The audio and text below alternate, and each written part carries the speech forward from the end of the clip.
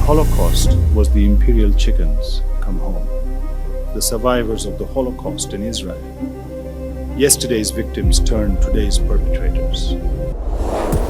Welcome back, my beloveds, to the Nissim Black Show.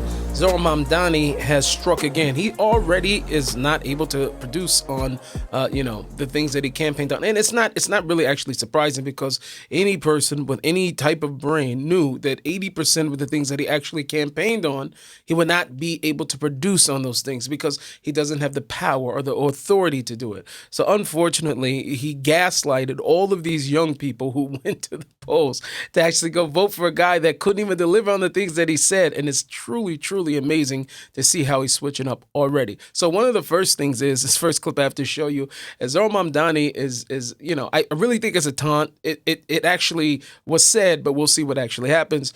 And a reporter comes up to him and tells him that, did you know that Bibi Netanyahu plans to be there for your inauguration? You have to see what he says. Your inauguration. What are your thoughts? I think that other elected officials are free to travel or write to foreign leaders. My focus is on the work of New York City. Of course it is. Of course it is. And for all of you who don't understand the context of why that is actually funny to me, is because one of the things that Zohran Mamdani, that he campaigned on, was that he was going to arrest Bibi Netanyahu in accordance with international law. Now, little does he know, but everybody else knows, that the United States does not uphold international law. Here's Mamdani when he was on Fox actually talking about it. I showed this clip before, but check it out again. Arrest Netanyahu if he came to the United States. You've been very outspoken in your criticism of him. Do you stand by that? You would arrest him if he came here, if you were mayor? I've said that this is a city that believes in international law, and this is a city that wants to uplift and uphold those beliefs. The Prime Minister... The United States doesn't stand by the International Criminal Court. It hasn't signed the treaty for the International Criminal Court. The International Criminal Court, however, has issued a warrant for the arrest of Benjamin Netanyahu. Well, what grounds in the United States could you arrest him on? As it has for Vladimir Putin. I've said that I believe that we should uphold arrest warrants by the International Criminal Court, and that we should do so only in abiding with all of the laws in front of us. I'm not going to make a new law to ensure that we can actually do this. Do you think that Commissioner Tisch would allow you to arrest Netanyahu in New York City? I've appreciated Commissioner Tisch's leadership of the NYPD, and I think that she's done a good job at lowering crime across the city. But do you think that she would go along with arresting Netanyahu in New York? I can tell you that I'm going to exhaust every legal option in front of me, not to make new laws to do so. Well, obviously, because he can't create new laws, and it's just so interesting how he just dodges questions. If you watch the whole interview, he's dodging questions left and right, and that's just what people do. You know, when you're in this field of work, you have to learn how to dodge questions. I'm sure there's like a whole class of, probably they teach you maybe in political science. That's the science of politics, is dodging questions. And unfortunately, doing the same thing that we've always seen, the scene that people have come saying that they're going to do things that they not only can they not do, but they have probably no intention to actually do those things. But I do think there is something true to what his intentions are. I believe firmly, as I'm sure many of you do, that he does have a plan for New York City and maybe even for the United States, and that's to destroy it. That is to destroy it. Any person that holds on and believes that socialism is going to be the key, or socialism is going to be the answer for any society, has another thing coming. Unfortunately, so many of the young people today, because of the education system, just because of the way that it's funded, the people that are there who are actually educating or miseducating the kids, are pushing this rhetoric. See what Bill Maher has to say specifically about Mamdani and socialism. Listen, I'm sorry to stop the show for a second. I just want to let you know that today's episode is brought to you by Market Ding. Look, in today's world, if people can't find you online, then you don't exist. That's where Market Ding comes in. They're a digital marketing and SEO company. They used to dominate healthcare, but now they dominate just about everything. Whether you're running a business or a brand or even a podcast like mine, Market Ding knows how to get you found fast. So don't just show up online, grow online. So visit marketding.com today and watch your growth online explode. Okay, back to the show. Must recognize that Zohran Mamdani is the future of the party. Unfortunately, it's the Republican Party. We've run this experiment many times, and the results are always obvious. Here's capitalist South Korea at night from space. Here's socialist North Korea. Yeah. And this is not a coincidence. There's example after example. He's being very nice, but there's example after example of what happens when you run a socialist society. It's almost inevitable. And now, like I said, because he doesn't have the power to do what he wants, it doesn't matter. That you have to understand the winning of Zohran Mamdani in New York is symbolic at best. Will he be able to implement things that are going to destroy maybe a bit here and there? He will. But it shows us the trajectory that we are on as a society, as we on the West, specifically that. In 1990, Venezuela was wealthier than Poland. But then Poland, finally free of Soviet-style economics, went all in on capitalism. And now their economy is as big as Japan. And people there have high wages, low inflation, cars, vacations, homes. And less crime, right? Less crime because they are very adamant that the refugees are not allowed into Poland. So just go figures that all these things somehow ends up going together. Unfortunately, we're not learning that in the United States. Meanwhile, Venezuela traded capitalism for Hugo Chavez's socialism for the 21st century, which turned out to be like socialism in the last century or any century, a f***ing mess.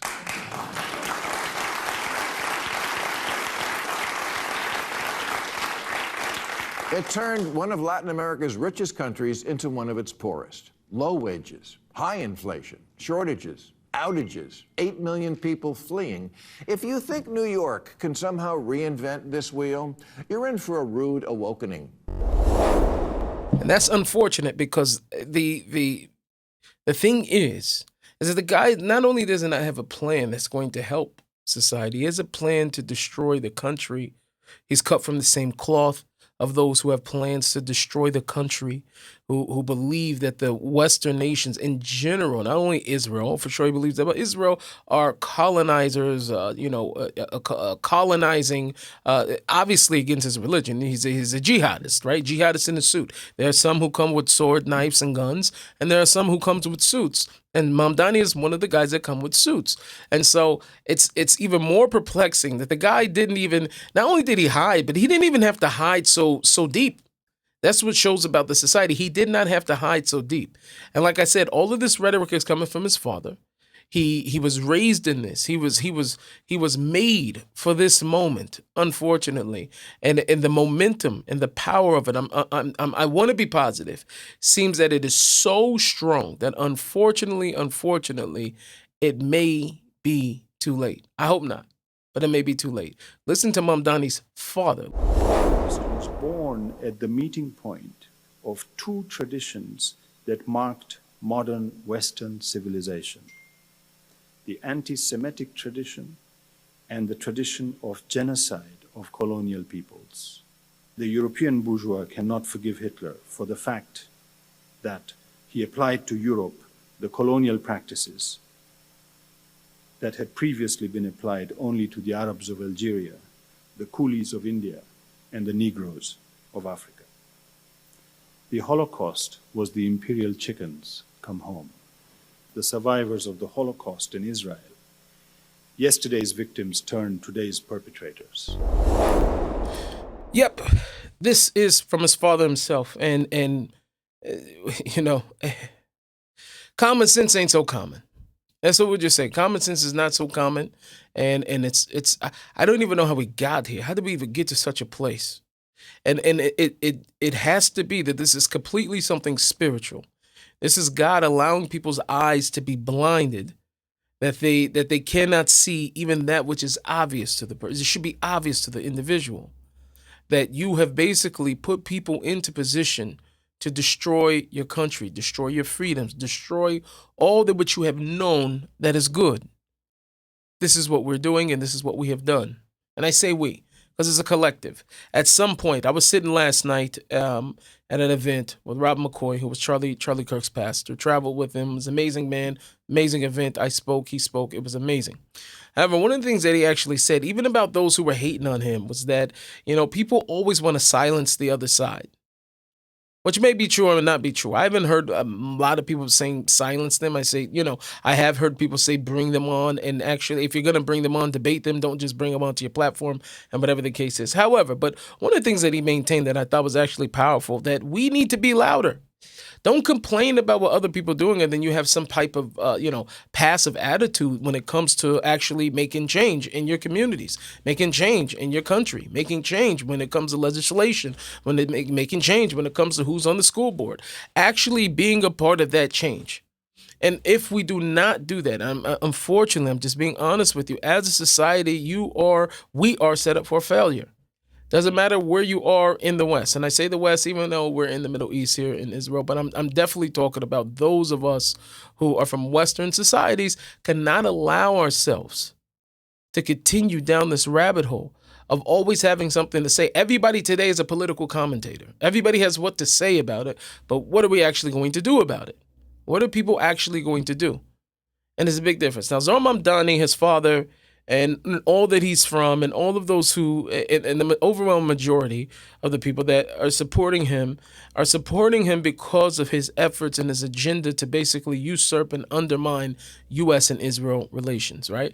They are after Israel because they know if they could get to Israel, then they could get to the United States because of the close tie, right? And more than that, it's become religiously, theological for them at this point.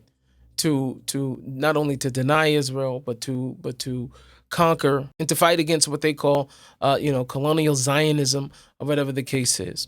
Now, Van Jones is a person I do not usually agree with politically. I'll just be very, very honest about it.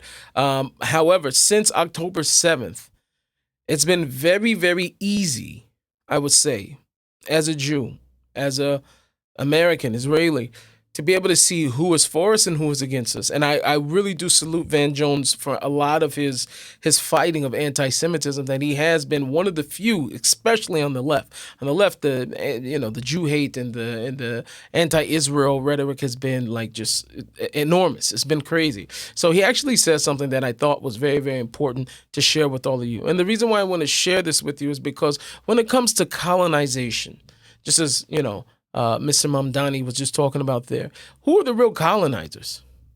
Who are the real colonizers? It's for sure the Arabs. These guys are the colonizers. Look at this map. Look at this map. Again, I'm showing one of these maps. That tiny little dot there of Israel, that tiny, tiny little dot, okay? Everything else around it, Arab, Muslim, whatever the case is, Islam has been colonizing everything, and they even want this small little dot. The reason why you're seeing the news and you're hearing all this rhetoric, everything that's going on in the Middle East and Iran and all this garbage or whatever it is because all of these colonizers want the dot. They want the dot also.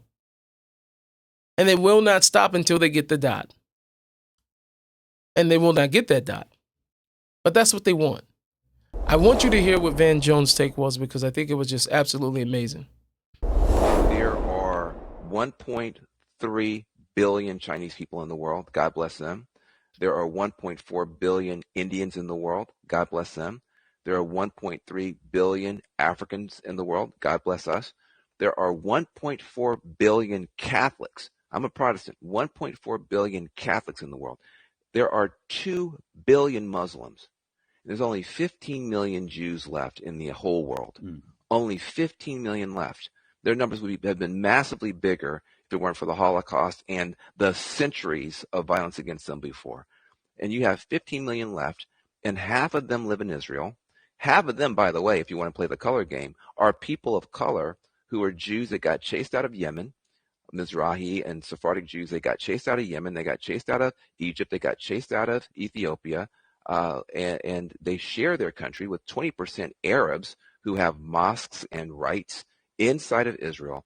But it is the tiniest little place in the world, smaller than, the people say it's smaller than New Jersey. It is smaller than Phoenix County. Smaller than Phoenix County. And everything he's saying is true. Most people go, oh, wow, this is white colonizers, everything else. 70%, more than 70% of Israel are Jews who came from the surrounding Arab countries, right? And why did they flee? Because of genocide and colonization. You can't make this stuff up. In Arizona.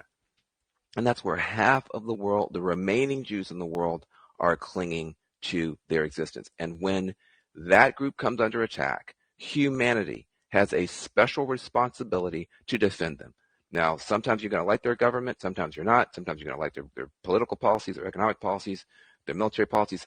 That is completely fine to debate. But the idea that the West should abandon them to their fate we already ran a 3,000-year experiment where Jews did not have a state, and it ended with Hitler's hell and Hitler's ovens. We are not going to run that experiment again. We don't have to do it again. We already did it. And anybody who can't understand the basic logic of that needs to explain why they can't do basic math about who in the world is the most microscopic minority that deserves the support of humanity. And it's unfortunate because humanity isn't what it was, and that's what it is we have failed ourselves as humanity. Because any time that we live in an era and a time where moral clarity just ain't so clear, right? That which should be clear, right? Being able to decipher evil from good is not clear for us. It's not clear for us in this generation. And it's a very, very sad thing, and it's an unfortunate thing. But I believe in those who believe. I believe in all of us who believe in God, that everything squares and lies on our shoulders. And it's going to be up to us, all of us, the people who are willing to stand for God in this generation. Because after all, the world is suffering from a lack of him. Make sure you like, subscribe, follow the channel. And until next time, serve God or live trying. I'm out. I just want to let you know that we have launched Nissim Black Store. All you have to do is go online, order yourself one of these amazing mugs, God is King, with a matching t-shirt. We have a whole plethora of different shirts that are all about representing God wherever you go. As believers in the one true God of Israel, it is our duty not to hide, not to back down, not to shy away from expressing our faith wherever it is that we go. If you want to go and walk righteously before your God with a nice t-shirt, with a nice sweater, with a mug that's reminding us constantly that God is here with us, go to nissimblack.store and make sure you get yourself some merch. It really helps support this channel and everything that we're doing and everything that we plan to do. And trust me, you don't want to miss it.